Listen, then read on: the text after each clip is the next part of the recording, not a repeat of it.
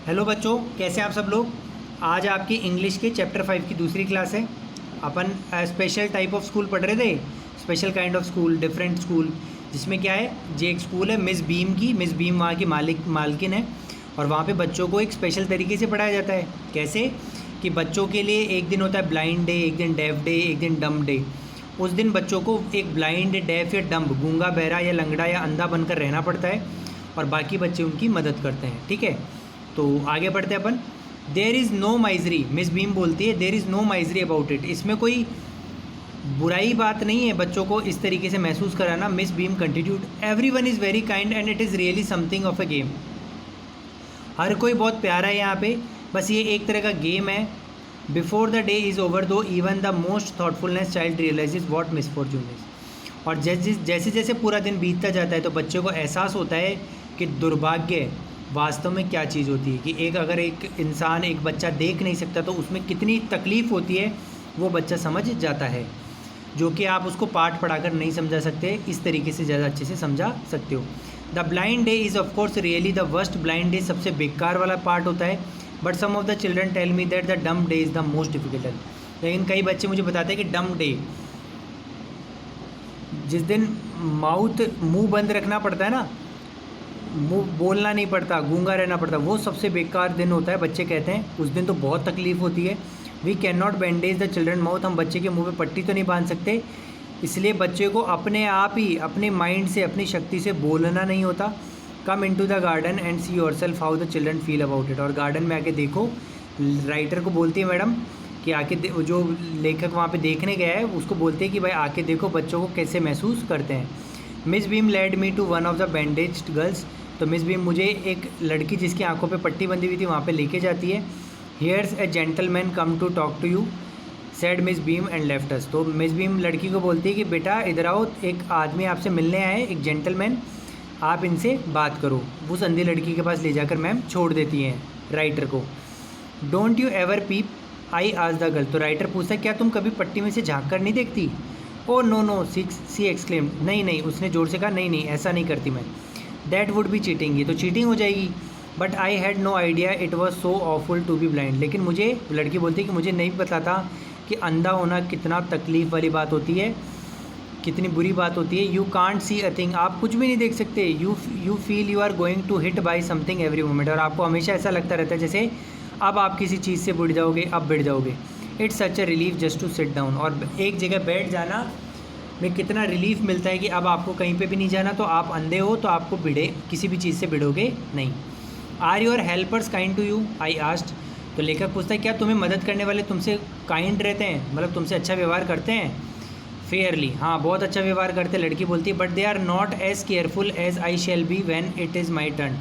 लेकिन वो इतने केयरफुल नहीं होते जितना मैं रहूँगी जब मेरा टर्न आएगा। यानी कि अब मैं अंधी हो चुकी हूँ, ठीक है, अब मैं किसी अंधे की मदद करूँगी तो क्योंकि मैं अंधे की तकलीफ़ से महसूस कर चुकी हूँ तो उस टाइम पे अंधों की मदद अच्छे से करूँगी। अभी वो बच्चे इतना अच्छे से मदद नहीं करते, क्यों? क्योंकि उन्होंने अंधेपन को महसूस नहीं किया है। Those that have been blind already are the best helper.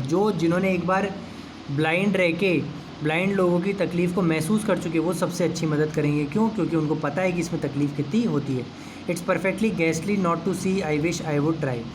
बहुत डरावना होता है कि आप कुछ भी नहीं देख सकते, काश मैं भी ऐसे ट्राई कर सकता। लेखक बोलता है shall I lead you anywhere I asked. तो लेखक ने पूछा क्या मैं तुम्हें कहीं पे लेकर जाके छोड़ूं या तुम यहीं बैठी रहोगी।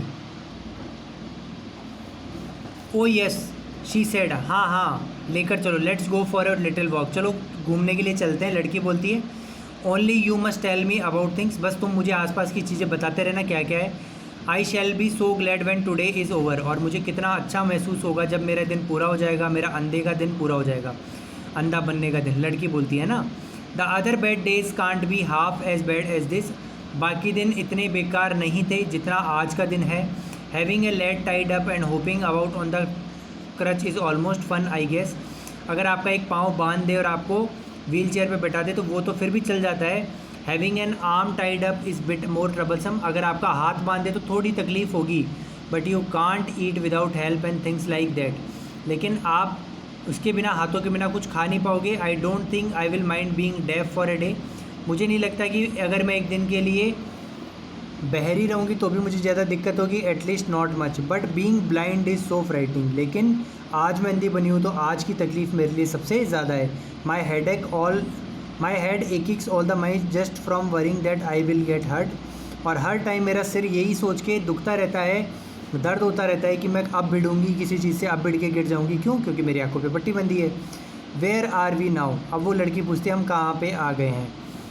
तो लेखक बोलता है इन द प्ले ग्राउंड, हम प्ले ग्राउंड में आ गए। I said where we are walking towards the house, नहीं we are walking towards the house, हम घर की तरफ जा रहे हैं।